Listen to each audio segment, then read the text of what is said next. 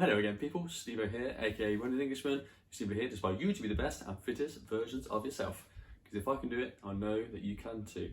So it's that time again where I waffle on for 10 minutes or less, hopefully, about running and all things I find interesting, and hopefully you do too, hence the reason you're watching YouTube videos about running. So if you're into that sort of thing, do your mate a favour and hit the subscribe button at the bottom. I've got plenty of this to come, plenty of videos to watch back on as well. And today's topic is about the Maffetone method heart rate that you've been given against your own personal zones that you can work out by yourself. Ooh, controversial subject, I know. But yeah, I want to give you my initial thoughts on it, my opinion on it, and my plans going forward, and the reason why I think that you should keep an open mind when you're doing your running training. Let's talk about it.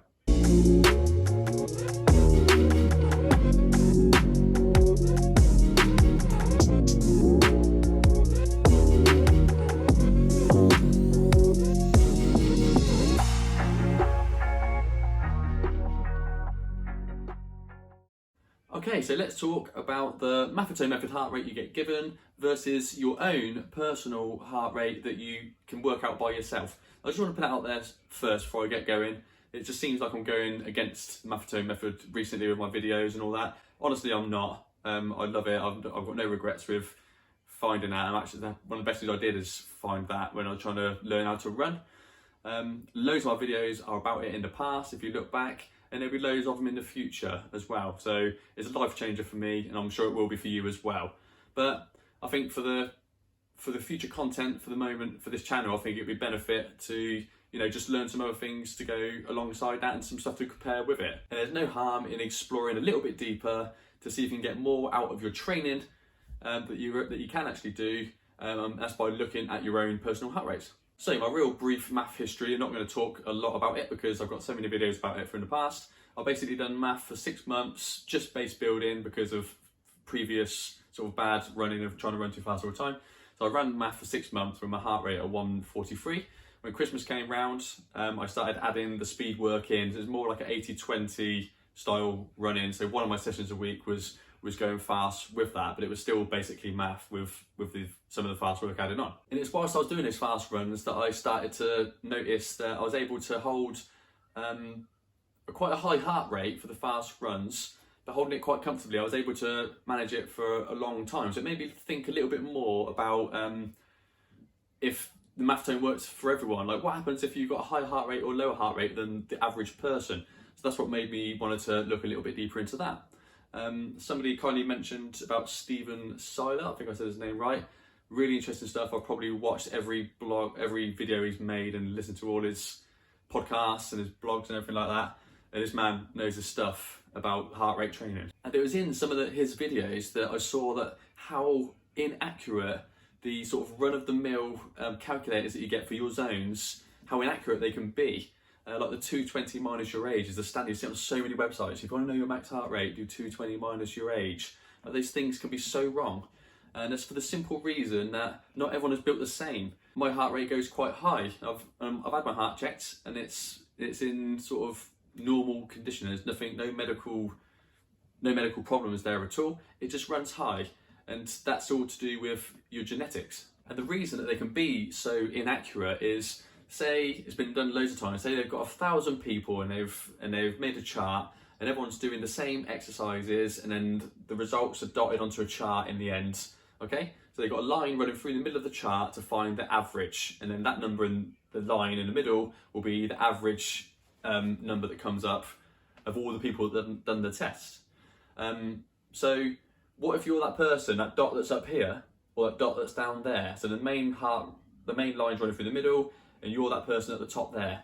That means that test completely didn't work for you because you simply have a higher heart rate because the way you was born. And this is when I started thinking about the Maffetone method. There's no actual personal data you put in apart from his number of 180 minus your age. So age and some health conditions and bits like that to add and take after the calculation is the only things that he'll give you to find your maximum aerobic number.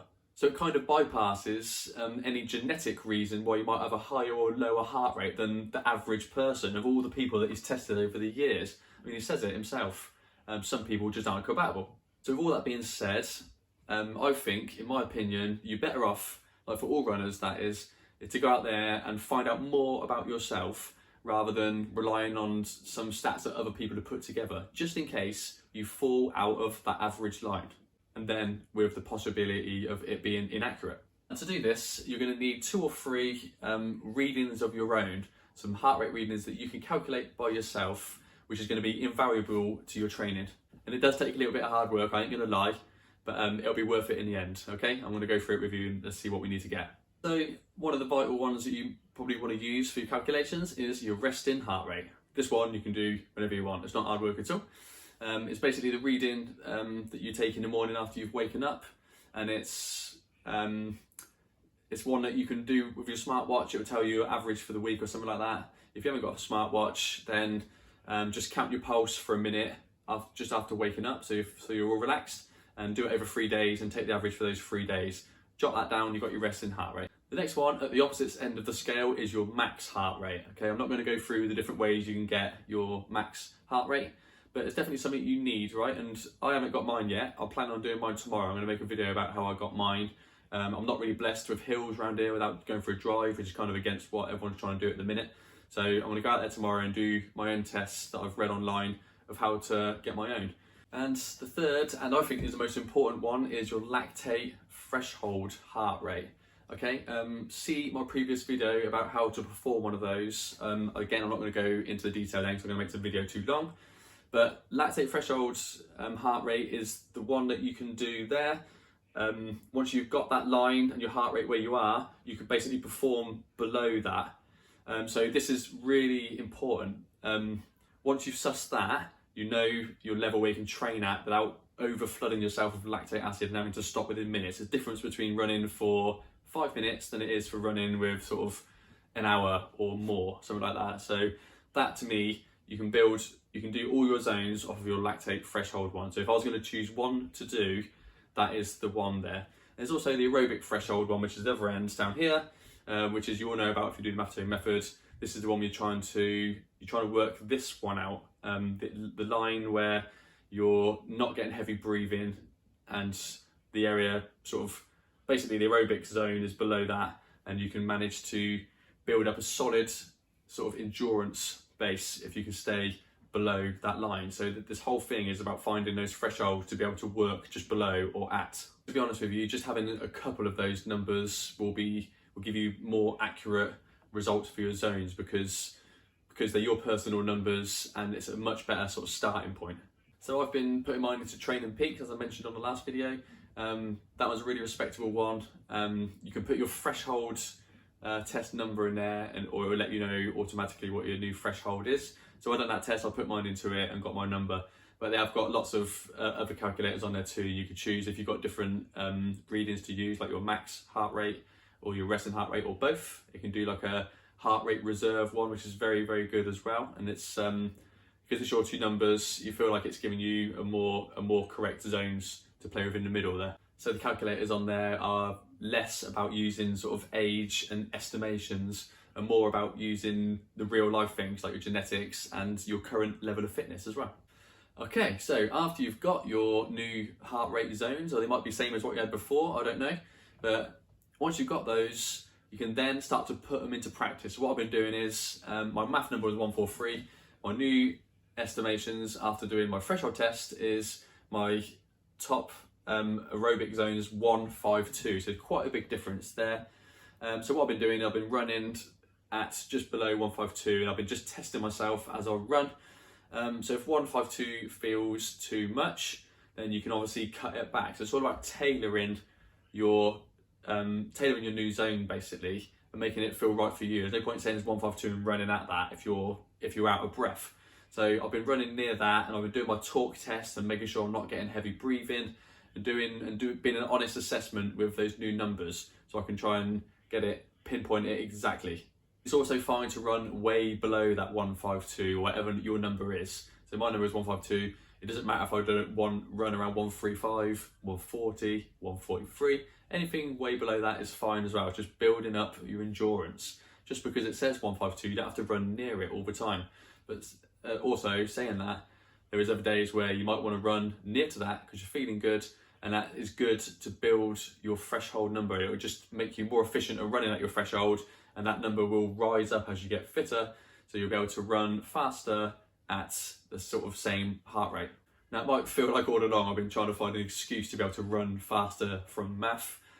It's not the case, I know, although everyone does want to do that, I suppose, but almost all the calculators I've used since finding some of my own sort of numbers and looking a bit more into it have all put me up to sort of 150 to 155 sort of area. So that 152 has fell right in the middle, and it definitely feels right at the minute. So it's definitely worth pursuing to see if I can get sort of better results from just training smarter, really. And I'm pretty sure I'm going to hear from the hardcore Maffetoners. I was one as well, and I get it. I get the whole concept. You get to train a lot, easy recovery. You can do it every day if you want it, because you're simply not tiring your body out.